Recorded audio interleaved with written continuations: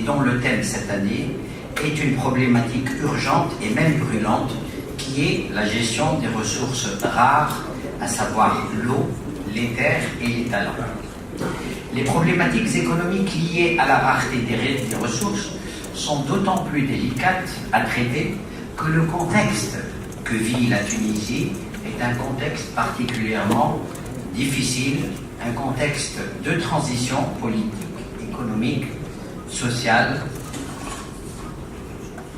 Et malgré ce contexte de difficulté, nous n'avons d'autre choix de réussir et de relever ce défi.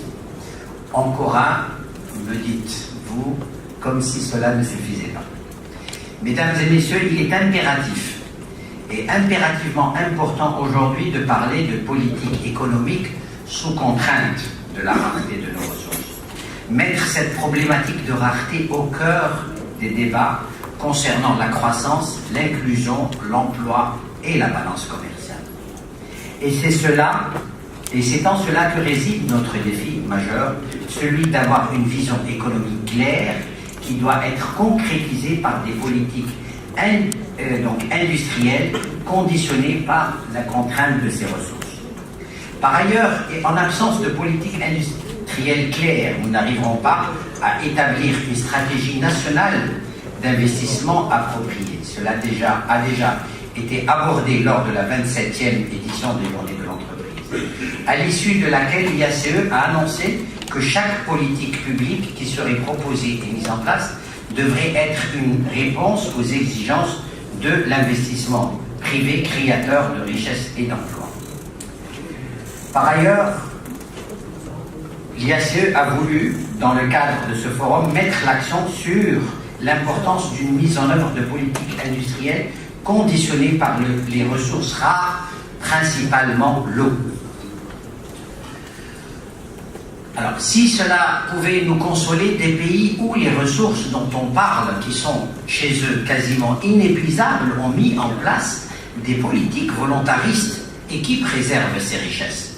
Je pense en particulier au Canada, avec sa politique environnementale, ainsi que sa politique d'immigration pour faire venir les talents.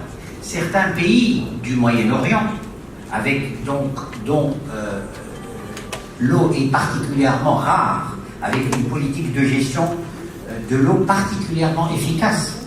Les Pays-Bas, avec une politique de gestion de l'eau également efficace, mais avec son développement territorial sur la mer. Donc on voit aujourd'hui que ces différentes contraintes peuvent absolument être maîtrisées.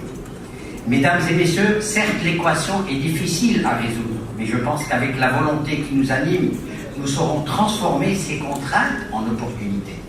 Plusieurs pays, et pas uniquement ceux que j'ai cités, ont développé de véritables expertises internationales en matière de gestion de ces ressources rares que sont l'eau, l'agriculture pour les terres ou l'éducation et la formation, et sont devenus des champions mondiaux exportant leur savoir-faire.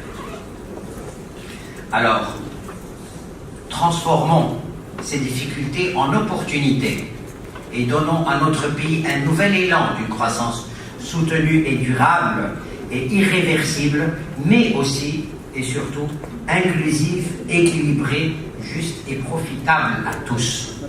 Mesdames et messieurs, Tunisian Economic Forum se veut un espace de débat et d'échange, un rendez-vous incontournable des experts, think tanks et tout organisme qui s'intéresse à la matière économique en Tunisie. Nous comptons sur votre contribution pour l'enrichir. Encore une fois, merci à tous, bon forum à tous, et sans plus tarder, je cède la parole à M. Nafa Naifer pour nous donner plus de détails sur le déroulement de ce forum.